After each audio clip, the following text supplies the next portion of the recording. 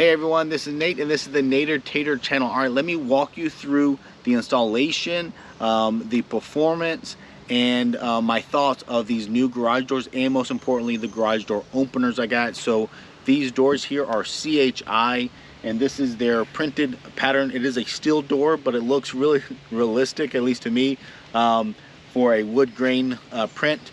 Each of these are different, wood grain patterns.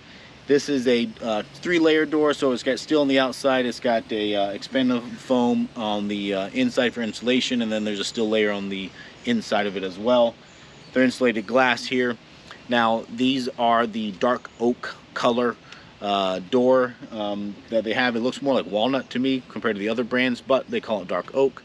And now the openers I got are Genie wall mount openers. So these are Jackshaft that actually grab hold of the tube that the spring is on, gets rid of that whole center beam opener, and they're much quieter. They are 10 to 30 times quieter. That's me measuring them in my specific garage here, and I'll go through that in a second. I'll also go through a quick time lapse of the doors being swapped out, going from the old doors to these new doors, as well as a time lapse of me installing the Jackshaft opener and giving feedback on what I think about the installation, tips and tricks I found during it, as well as how I integrate it with my smart home so I can use this stuff from my app on my phone or even my voice commands. So let's follow along. If you like the video, please give me a thumbs up and consider subscribing so my channel can keep growing. Thank you.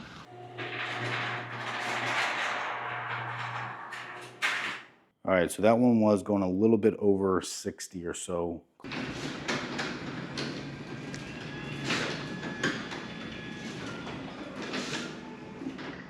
All right, there you go. You can see this is much quieter.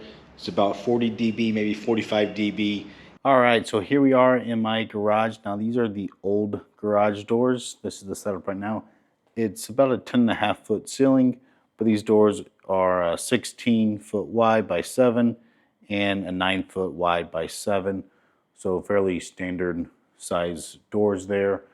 And right now they have a standard lift that just comes up.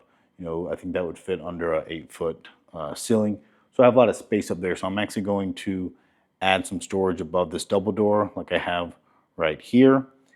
But then on the single door, I'm going to actually raise it up to a high lift. I think it's a 36-inch high lift.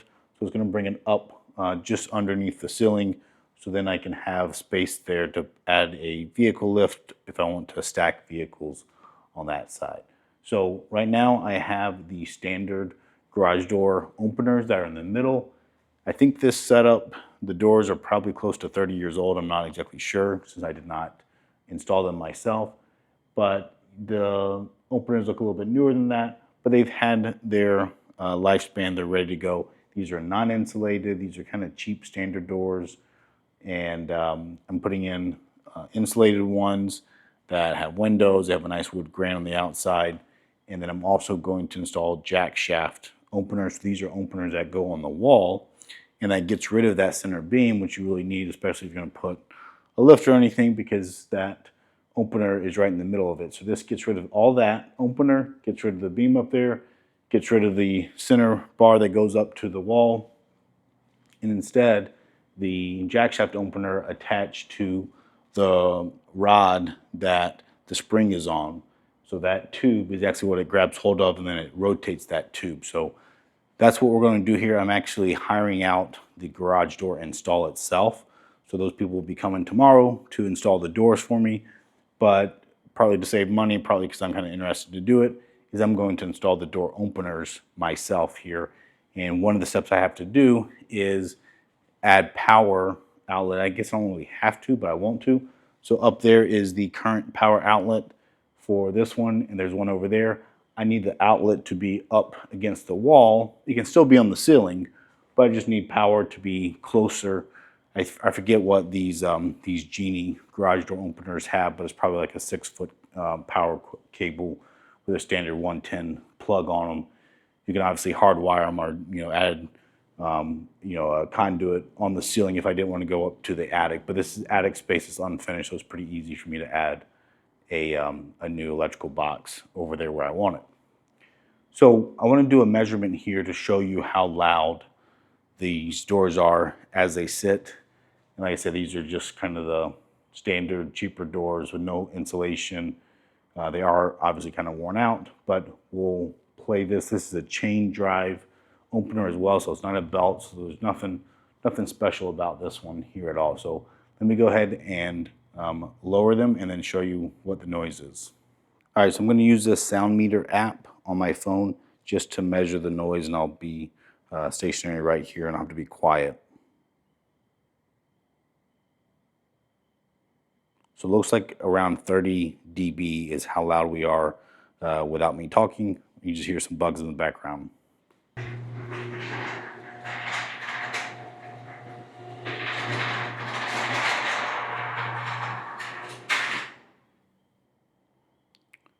All right, so that one was going a little bit over 60 or so closing.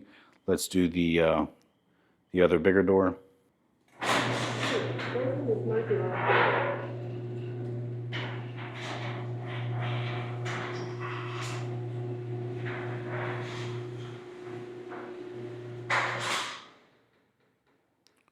All right, so that one was similar. It seemed like it was maybe a little bit quieter than the other one.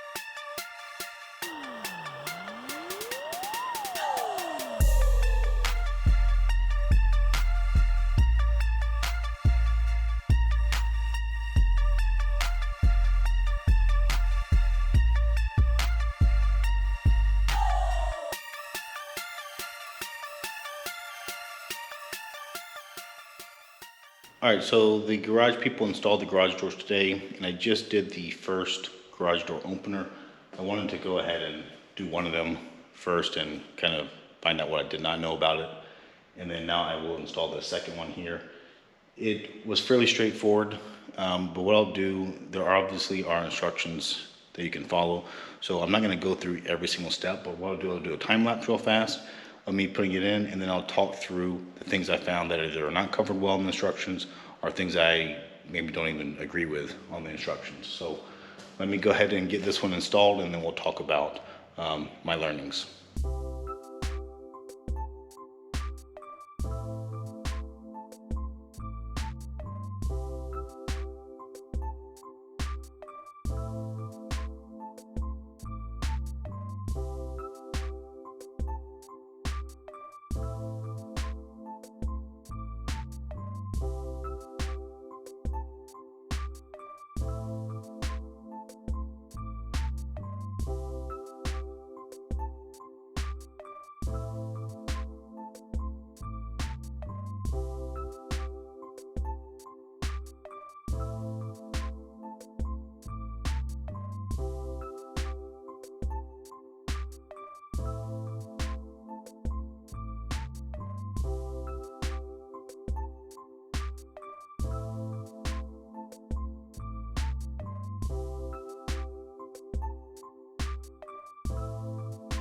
All right, so here are the openers. Now these are wireless. They have two AAA batteries. They actually include the batteries from the factory.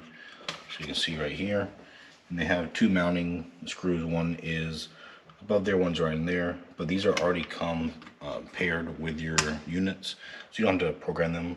Only if you had extra ones you want to program, you have to do.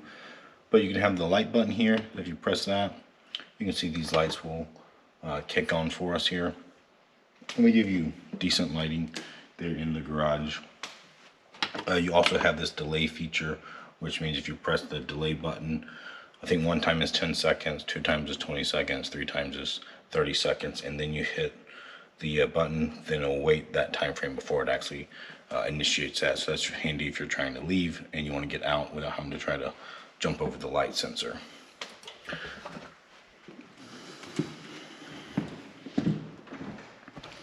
But my main lights are actually a lot brighter, of course, that I have in here. And overall, the install was about what I thought it was going to be, so it's fairly straightforward, a little bit lengthy. Part of that is because I wanted to do a good job of trying to hide the cabling that's in there, so the lights, are not wireless. They do have a wired cable, but I want to kind of sneak them up there and tuck them in. I've seen a lot of guys that have these and they have this mess of wires hanging out the bottom, which is really annoying to me. So I tucked them up as best I could back behind the unit, and then it does come with a cover that has 2 screws, and that hides the mess of wires. So I did a couple things against the instructions, and that's both the lock and the cable tensioner system I did not put on. And honestly, I've seen a lot of people that put these on. I think they look pretty ugly, both of them actually. And the cable tensioning device, to me, seems a little bit janky or troublesome, and I'm just afraid it's going to catch or break in there. So I did not put it on, and then I said, let me try it a few times, see how it looks. And for mine, I see no issues with those cables ever getting loose. And so one thing that my installer did do, because he installed the doors, and he mentioned this on these Jackshaft types, this upper rail is not level. It actually goes up a little bit at the end, meaning that the door always wants to fall down per gravity. Now, of course, you have your spring in there still, but the point is that the door never kind of goes over center and starts to fall down. So they have kind of an up angle. It's probably, I think it's 2 or 3 inches higher at the very end of the rail there versus up at the wall. So I think that maybe helped it.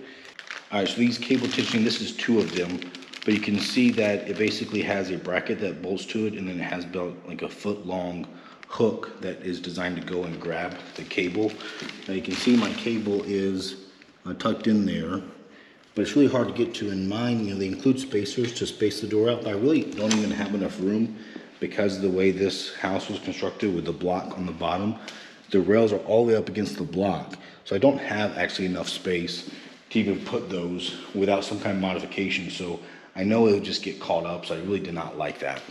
And now for the lock itself, this is another thing that looks ginormous with how big it is. I wish they had it, smaller or something, but you have to drill into here to place it because none of them come with holes big enough. But I really didn't like how this looked. And like I said, I can't lift the door up. I tried several times to lift even the smaller door up.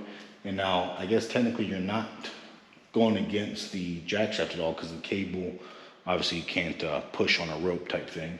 So you're just lifting the door, but I can't get the door to budge. It's that heavy. And perhaps it's because this one is a 3-layer one. It's got steel on both sides, insulation in the middle, glass in there. So it's probably a heavier door than most of it. But if a thief is willing to try to figure out how to lift that stupid door up without the spring assist, then I guess that's on them. So far, really my only complaint is, to me, it seems like these lights are a little bit bigger. They protrude a little bit further. So I'm just afraid they're more likely that the kids are going to hit them with their bikes or their little power wheels.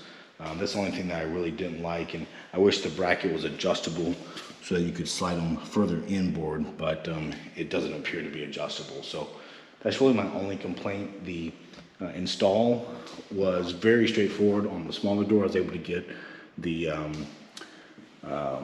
Jackshaft nice and level and flat with their bracket there. It wasn't hard at all.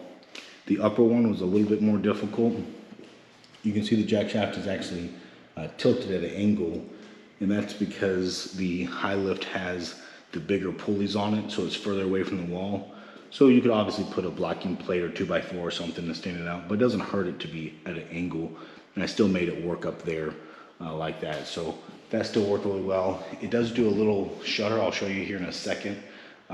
This one does not have, one of the reasons why I bought the Genie one is it doesn't have the extra cable tensioning sensor where it tries to detect if the cable tension is lost, because then it would tell the door to stop operating if that was found. But instead they have this software feature, which I think LiftMaster just released in 2024 as well, that it basically shutters the door a little bit when you close it, which is a little bit annoying because it does do it every single time. So, some people might think, hey, is your door broken? But it actually does a little bit of a shutter before it releases and goes fully down. So let me show you that real fast, and then I'll show you the app and just how the app works itself. All right, so each of these door openers came with their own wall mount and then a handheld remote. The top one is already programmed.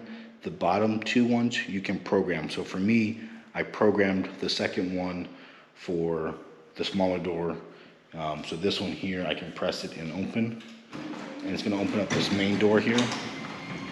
I can then press the other one and it'll open the other door as well. So it's nice and smooth going up. I think this is a 15-inch radius door, so that track, so that makes it a little bit smoother as well. And then the high lift as well is nice and smooth. Okay, so setting these up, programming them for the features, I just follow the instructions exactly so that my upper limits, lower limits were all programmed. Let me show you the little shuttering it does when you first hit the down button.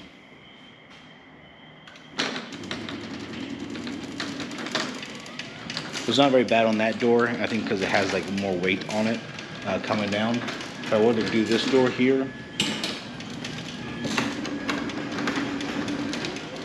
it shakes a little bit. You hear it's not bad, but just something to know that these are designed to do that. All right, let's take a look at the app. All right, so here we are with the new garage doors. And if we stay quiet here for a second.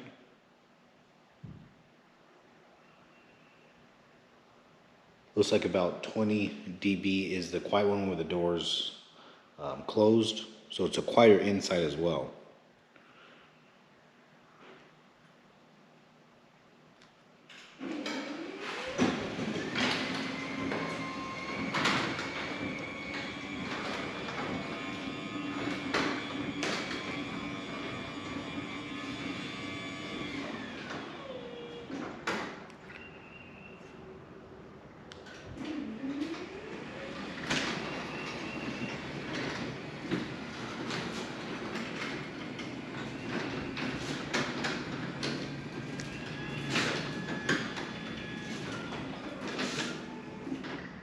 All right, there you go. You can see this is much quieter. It's about 40 dB, maybe 45 dB. And every 3 dB of volume change, that is a doubling of the amount of energy or power that is sound. So going from 45 to 60 is a huge difference in how loud it is. These are very, very quiet.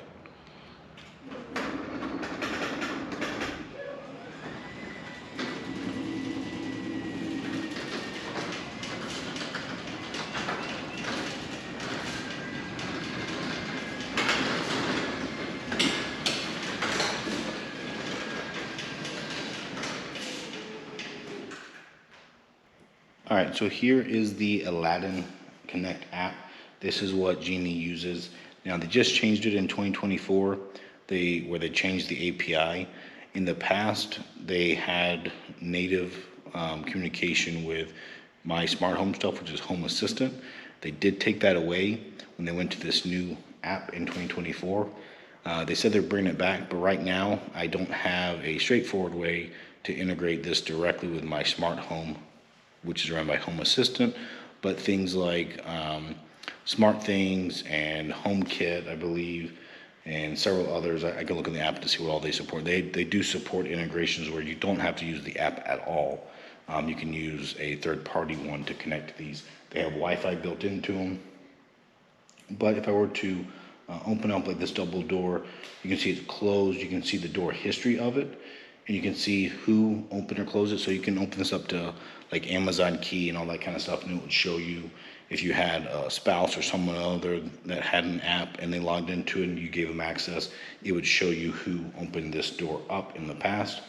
You can make rules. So this is kind of like, there's two rules. You can do a scheduling rule, and you can also do a duration rule. So this means like, hey, every night at 10 p.m. if the doors are open, close them.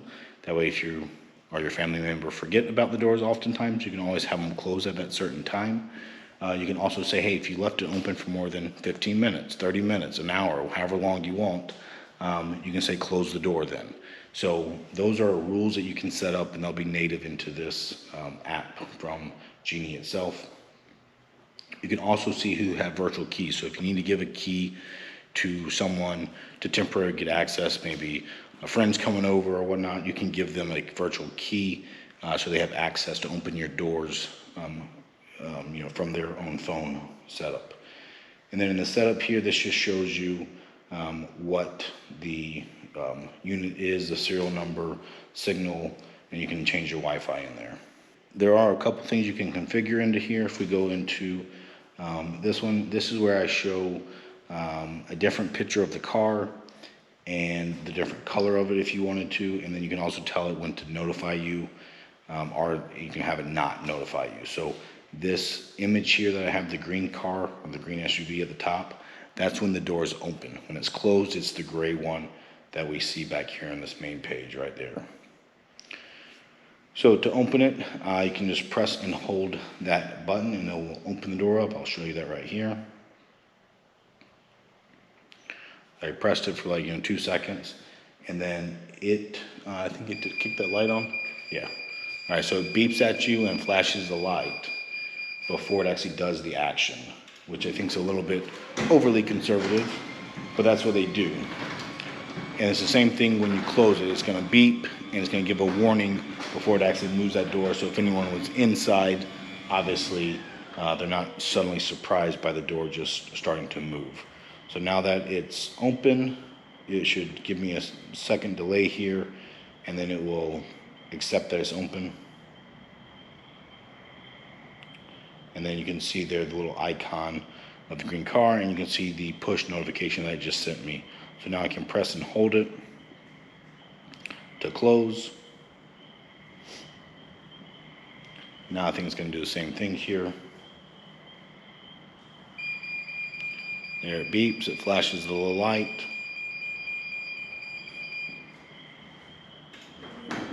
And now it's closing.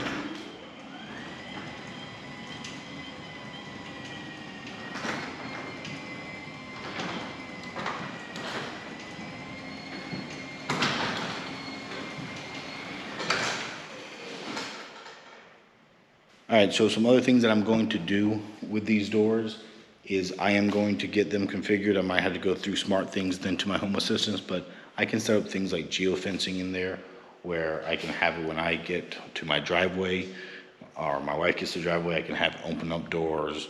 I can give it alerts. I can do all kinds of my own settings in there if I wanted to. So obviously I just got them, so I don't know about longevity, but the fact that they work so smoothly, I think it's a good sign. I know anytime you have those doors up banging, and that's just going to make things wear out faster. So I really look forward to these, and if anything comes up, I will post a new video. But be sure to check these out. I put links down in the video description if you want more information about these. And then, of course, if you have any specific questions for me or want to check up on me after 6 months or a year, just put a comment down below. I will get to that and I will answer it. Thanks.